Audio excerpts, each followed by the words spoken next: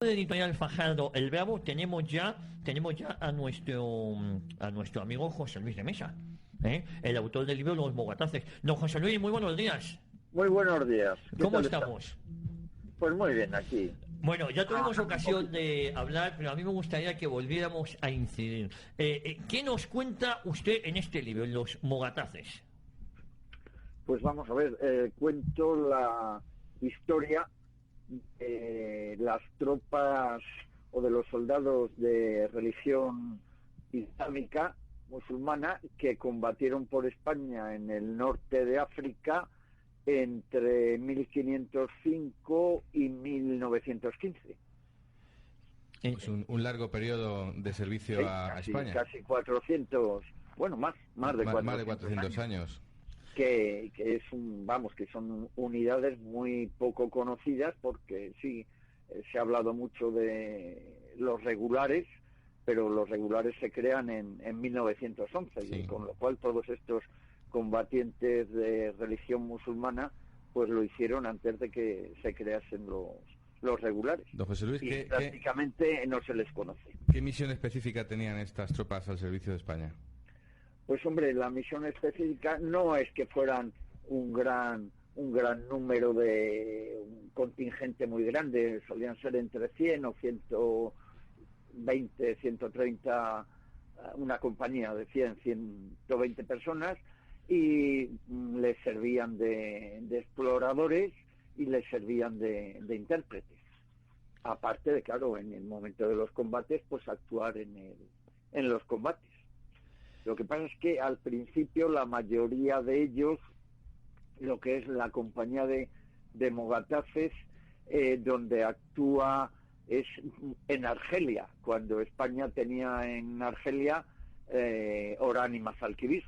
Y entonces estas tropas eran reclutadas allí, no se les obligaba a convertirse al cristianismo, se les permitían seguir con sus costumbres, y ya digo, hoy para los gobernadores de las plazas de Orán y Mazalquivir les servían de eso, de guías, exploradores, confidentes, etcétera.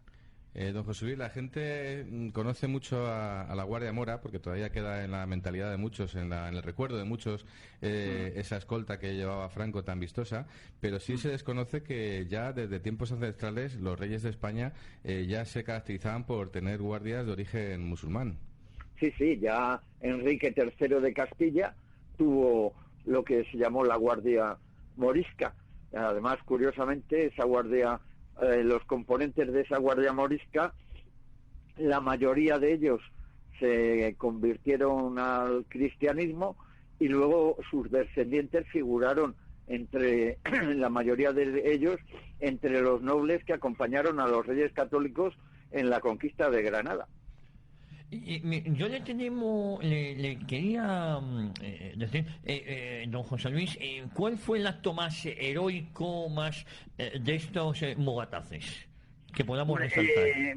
más o menos en lo que es en Argelia, lo que es cuando se crean ellos, o los primeros 200 o 300 años, en el norte de África no se daban las batallas que recordamos o que hemos oído hablar en Europa, de Pavía, de Milberg o tal. Eran pequeños encuentros porque allí los ejércitos no eran grandes y tal, pero bueno, podemos, como ellos, la defensa, por ejemplo, a finales de 1692, la defensa que hicieron de las plazas de Orán y Mazalquivir, por ejemplo. Luego, ya más adelante, ya a principios del siglo pasado, por lo menos dos oficiales españoles de lo que ya es entonces la milicia de Ceuta, en combates en las proximidades entre Ceuta y Tetuán, logran alcanzar la Cruz Laureada de San Fernando, que es la condecoración militar Más alta. más prestigiosa española. Con lo cual, lo que pasa es que, ya digo, en el norte de África no hay grandes batallas, son combates, pero bueno, en esos combates se distinguen y ganan, aún así, las tropas españolas. ¿Se disuelve finalmente con la pérdida del protectorado de Marruecos o permanece? No. Los mogataces en el siglo XIX se convierten en la Compañía de Moros Tiradores de Ceuta, que a partir de 1910, al entrar España, vamos a decir, lo que es en intentar seguir los tratados que nos obligaban a ocupar el norte de África, se convierten en un batallón. Este batallón toma el nombre de Milicia Voluntaria de Ceuta, y en 1915 se extingue, pero porque en su lugar se crea el Grupo de Regulares Ceuta número 3. O sea que y entonces los supervivientes de estos moros tiradores, los que quieren, porque todos eran tropas voluntarias, pasan a integrarse en ese Grupo de Regulares Ceuta número 3. Ajá. Bueno, o sea, en realidad, vamos a decir, se extinguen y no se extinguen porque hay una unidad que sigue con su tradición. Coge el relevo, ¿no? Exactamente. Bueno, la verdad es que, don José Luis, muy interesante este libro de Editorial Fajardo el Bravo sobre los mogataces. ¿Qué más resaltaría en su libro? ¿Qué nos cuenta que sea desconocido para el gran público? Hombre, pues la existencia precisamente de esa unidad de los mogataces. Yo he hablado con muchísimos amigos, con muchísimos militares que desconocían completamente la existencia de esa unidad. O sea, en la época de los Austrias, pues bueno, todo el mundo ha oído hablar de los tercios.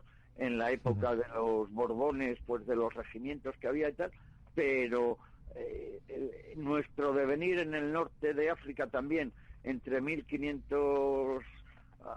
1500 hasta 1900, pues es prácticamente desconocido. Sí, se sabe que existían Ceuta y Melilla, pero se ignora que prácticamente todo el norte de África fue español, que había en Argel, Túnez, Bizerta, vamos a decir, eran posesiones, en aquel momento eran posesiones, bueno, no posesiones, pero en esas ciudades había unas guarniciones españolas, y eso prácticamente se desconoce. Ya digo que todo el norte de África, durante cerca de un siglo, pues las ciudades más importantes estaban bajo la soberanía española. Y don José Luis, ¿sabemos el origen el significado del nombre de los mogataces? Pues no, mire, en eso vamos a decir, los expertos no se ponen de acuerdo. La palabra mogataz tiene varias acepciones en árabe. Para unos significa renegados, pero porque combatían con los españoles, no porque dejasen su religión. Para otro, mogataz viene de magzen, que significa gobierno, entonces soldados del gobierno. Pero vamos, ya digo, no hay los autores o los lingüistas no se han puesto de acuerdo cuál es el origen de la palabra. Pues don José Luis de Mesa, aconsejamos a nuestros oyentes que adquieran el libro de Editorial Fajardo el Bravo sobre los mogataces, para que sepamos un poco más de este cuerpo tan desconocido en la historia militar española. Así es. Bueno.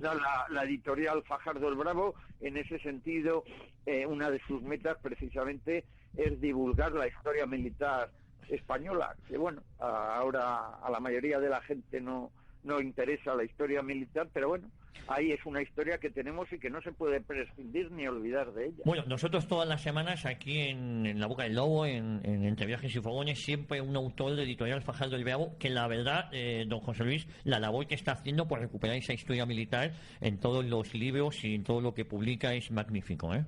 Así es. Le mandamos un abrazo muy fuerte y una feliz Epifanía, ¿eh?